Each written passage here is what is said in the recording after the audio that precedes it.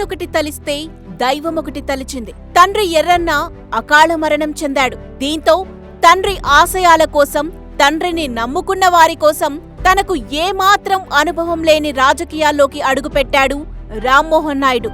చేపపిల్లకి ఈత నేర్పాలా? పక్షికి ఎగరడం నేర్పాలా? ఎర్రన్న కొడుక్కి వేరెవరో వచ్చి రాజకీయ పాఠాలు నేర్పాలా? వాళ్ళ బ్లడ్లోనే ఉంది పాలిటిక్స్. ఎర్రన్నాయుడు నడిచిన బాటలోనే రామ్మోహన్ నాయుడు నడిచాడు. ప్రజల కోసం నిలబడ్డాడు.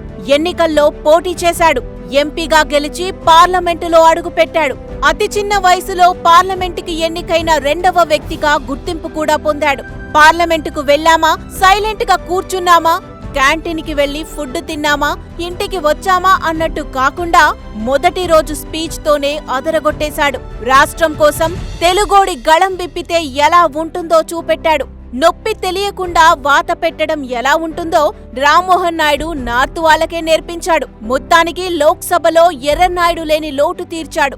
అంతేకాదు 2024లో కేంద్ర మంత్రిగా పార్లమెంటులోకి అడుగుపెట్టబోతున్నాడు రామ్మోహన్ నాయుడు. సో రామ్మోహన్ నాయుడు బయోగ్రఫీపై ఓ లుక్కేద్దాం. కింజరపు రామ్మోహన్ నాయుడు తండ్రి అధికారాన్ని అడ్డం పెట్టుకుని రౌడీజం చేసే టైపు కాదు. తండ్రి హోదాను ఉపయోగించి కాంట్రాక్టులు తెచ్చుకుని వ్యాపారాలు చేసే టైపు అంతకన్నా కాదు. తన తండ్రి ఎమ్మెల్యే అయినా, ఎంపీ అయినా, కేంద్ర మంత్రి అయినా తాను మాత్రం పార్టీ ఆఫీస్ ముఖం కూడా చూడలేదు. పాలిటిక్స్ లో ఇన్వాల్వ్ అవ్వలేదు. తన చదువేంటో, తన పనులేంటో అన్నట్టు ఉండేవాడు. అలాంటి కుర్రాడు ఒక్కసారిగా పాలిటిక్స్ లోకి వస్తాడని ఎవ్వరూ అనుకోలేదు. రావాల్సిన టైం వచ్చింది కాబట్టి రాక తప్పనూ లేదు. ఎర్రన్నాయుడు 2012లో ఓ పెళ్లికి వెళ్లి వస్తూ ఉండగా కార్ యాక్సిడెంట్ లో కన్నుమూశాడు. చనిపోయే నాటికి ఎర్రన్నాయుడు మాజీ ఎంపీ. 2009 ఎన్నికల్లో కిల్లి కృపారాణి ఎర్రన్నాయుడిని ఓడించి ఎంపీ అయ్యారు. కాబట్టి 2014 ఎన్నికల్లో రామ్మోహన్ నాయుడు ఎంపీగా పోటీ చేసి గెలిచారు. అలా మొట్టమొదటిసారి ఎంపీ అయ్యారు.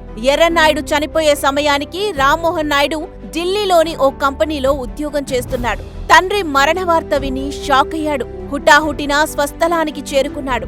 తండ్రి నిస్తేజంగా ఉండటం చూసి పట్టరాని భావోద్వేగానికి లోనయ్యాడు. ఇదంతా ఒకెత్తైతే తండ్రిని నమ్ముకొని ఎంతమంది ఉన్నారా అన్నది తండ్రి చనిపోయాకే రామ్మోహన్ నాయుడుకు తెలిసింది. వారందరినీ అలా మధ్యలో వదిలి ఉద్యోగమో వ్యాపారమో చేసుకోవాలని అనుకోలేదు. వారికి అండగా నిలబడాలనుకున్నాడు. విషయాన్ని బాబాయ్ అచ్చెన్నాయుడికి చెప్పగా వెన్ను తట్టి ప్రోత్సహించాడు. రామ్మోహన్ నాయుడుని చంద్రబాబు దగ్గరికి తీసుకెళ్లారు. మనసులో మాటను బాబు ఎదుట బయటపెట్టాడు రామ్మోహన్ నాయుడు. అది విన్న చంద్రబాబు కూడా శభాష్ అంటూ ఎంకరేజ్ చేశారు. 2014లో ఎంపీ టికెట్ ఇచ్చారు. మొదటిసారి అంటే తండ్రి చనిపోయిన సింపతి ఉంది కాబట్టి ప్రజలు గెలిపించారు అనుకోవచ్చు. కానీ 2019లో రాష్ట్రమంతా జగన్ గాలి వీచినా రామ్మోహన్ నాయుడు గెలుపును మాత్రం ఆ పెనుగాలి కదల్చలేకపోయింది. ద్వితీయ విఘ్నాన్ని జయించి పార్లమెంటులో అడుగుపెట్టాడు. 2014లో ఎంపీ అయ్యే సమయానికి రామ్మోహన్ నాయుడు ఒక్కసారి కూడా పాలిటిక్స్ గురించి పట్టించుకున్నదే లేదు. కానీ వన్స్ ఎంటర్ అయ్యాక మాత్రం పాలిటిక్స్ ను అవపోసన పట్టేశాడు. ఎవరితో ఎలా నడుచుకోవాలి, ఎవరిని ఎలా డీల్ చేయాలి అనే విషయాలను కొద్ది టైంలోనే నేర్చుకుని రాటుదేలాడు.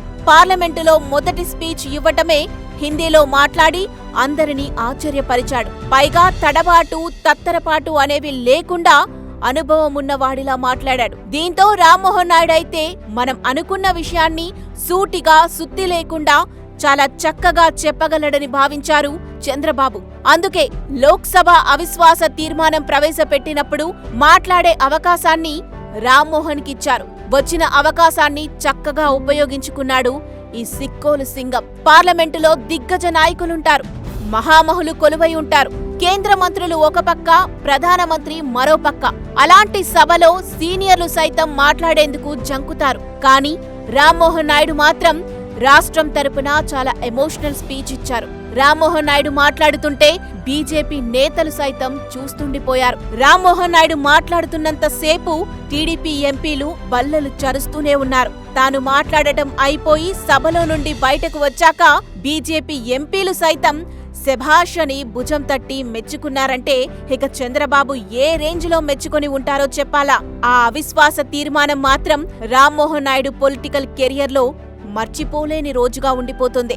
రామ్మోహన్ నాయుడంటే ఊకదంపుడు ఉపన్యాసాలిచ్చే నాయకుడు కాదు. అధికార పక్షంలో ఉన్నా ప్రతిపక్షంలో ఉన్నా నియోజకవర్గ అభివృద్ధిని మాత్రం మర్చిపోరు. ప్రజల ఆకాంక్షలను గుర్తెరిగి ఆ దిశగా చర్యలు చేపడుతూ ఉంటారు. అందుకే టీడీపీ 2019 నుండి 2024 వరకు ప్రతిపక్షంలో ఉన్నప్పటికీ నియోజకవర్గాన్ని ఎక్కడా అశ్రద్ధ చేయలేదు.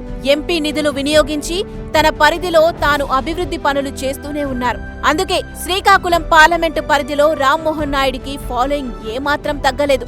ప్రజాదరణ పెరిగింది. ఫలితంగా 2024 ఎన్నికల్లో 3,27,901 ఓట్ల మెజారిటీతో గెలుపొంది హ్యాట్రిక్ కొట్టారు. ముచ్చటగా మూడోసారి ఎంపీ అయి పార్లమెంటులోకి అడుగుపెట్టారు. ఇక రామ్మోహన్ నాయుడు మీద టీడీపీ అధినేతకు అభిమానం, వాత్సల్యం ఉందంటే ఏమోలే అనుకోవచ్చు. కానీ ప్రధాని నరేంద్ర మోదీ కూడా రామ్మోహన్ నాయుడు మీద మంచి ఇంప్రెషన్ ఉంది. చిన్న వయసులోనే అనర్గళంగా మాట్లాడే తీరు ఆయనను అట్రాక్ట్ చేసింది. కేవలం మోదీకి మాత్రమే కాదు, అనేక పార్టీల అధినాయకత్వానిది కూడా సేమ్ ఫీలింగ్. ఇలాంటి చాకులాంటి కుర్రాడు మన పార్టీలో కూడా ఒకడుంటే బాగుండు అని అనిపించక మానదు. బయటకు అనకపోయినా లోపల వారి ఫీలింగ్ అదే. అందుకే వైసీపీ వాళ్లు కనీసం అవినీతి బురద జల్లే ప్రయత్నం కూడా చేయలేకపోయారు. ఇక రామ్మోహన్ నాయుడు పర్సనల్ విషయాలేంటో తెలుసుకుందాం. తాను పుట్టింది శ్రీకాకుళం జిల్లా జిమ్మాడ గ్రామం. ఆయన 1987 డిసెంబర్ 18న జన్మించారు. పిల్లల మీద పొలిటికల్ షాడో పడకూడదు అనుకున్నారు ఎర్రన్నాయుడు. అందుకే రామ్మోహన్ నాయుడుని చిన్నప్పుడే హాస్టల్లో పెట్టారు. 1 నుండి 3వ తరగతి వరకు శ్రీకాకుళంలోని గురజాడ ఎడ్యుకేషన్ సొసైటీలో చదువుకున్నారు. 1994లో ఎర్రన్నాయుడుని టీడీపీ చీఫ్ విప్ కావటం వల్ల ఫ్యామిలీ హైదరాబాద్ కి షిఫ్ట్ అవ్వాల్సి వచ్చింది. ఇక హైదరాబాద్ లోని భారతీయ విద్యాభవన్ లో చేరాడు. అక్కడ కూడా ఎక్కువ నాళ్లు ఉండలేదు. ఎర్రన్నాయుడు ఎంపీ అవటం, పైగా కేంద్ర మంత్రి పదవి కూడా దక్కడంతో ఢిల్లీకి వెళ్లారు వారి ఫ్యామిలీ. రామ్మోహన్ నాయుడు ఆర్కేపురంలోని ఢిల్లీ పబ్లిక్ స్కూల్లో జాయిన్ అయ్యాడు. ఇంటర్మీడియట్ పూర్తయ్యాక ఫారెన్ వెళ్లి బీటెక్ పూర్తి చేశారు. ఆ తర్వాత అక్కడే ఎంబీఏ కూడా చేశాడు. తిరిగి ఢిల్లీ వచ్చి ఇంటీరియర్ డెవలపింగ్ కంపెనీలో జాబ్ చేస్తూ ఉండేవాడు. కానీ జాబ్ చేసే రామ్మోహన్ నాయుడు పాలిటిక్స్ లోకి ఎందుకు వచ్చారో మనందరికీ తెలిసిందే. ఇక పొలిటికల్ గా సెటిల్ అవ్వటంతో పెద్దలు రామ్మోహన్ నాయుడుకి మ్యారేజ్ సెటిల్ చేశారు. ఒక రకంగా చెప్పాలంటే అది లవ్ మ్యారేజ్ కూడా. రామ్మోహన్ నాయుడు భార్య ఎవరో కాదు, టీడీపీ నేత, మాజీ మంత్రి బండారు సత్యనారాయణమూర్తి 2వ కుమార్తె. వీరి వివాహం విశాఖపట్టణంలో అంగరంగ వైభవంగా జరిగింది. రామ్మోహన్ నాయుడు భార్య శ్రావ్య భరతనాట్యంలో ఎక్స్పర్ట్, పైగా విద్యావంతురాలు కూడా. వైజాగ్ లోనే బీటెక్ కంప్లీట్ చేశారు. వీరికి ఒక కుమార్తె కూడా ఉంది. ఏది ఏమైనా రామ్మోహన్ నాయుడు తండ్రికి తగ్గ తనయుడు అనిపించుకున్నాడు. పదవి వల్ల మనకు వన్నె రావటం కాదు, మనమే పదవికి వన్నె తీసుకురావాలి అంటారు పెద్దలు. దానిని ఆచరణలో పెట్టి చూపించాడు రామ్మోహన్ నాయుడు. పుత్రుడు కలిగిన నాడు కాదు, జనులా పుత్రుని కనుగొని పొగిడిన నాడు తండ్రికి నిజమైన పుత్రోత్సాహం అంటారు.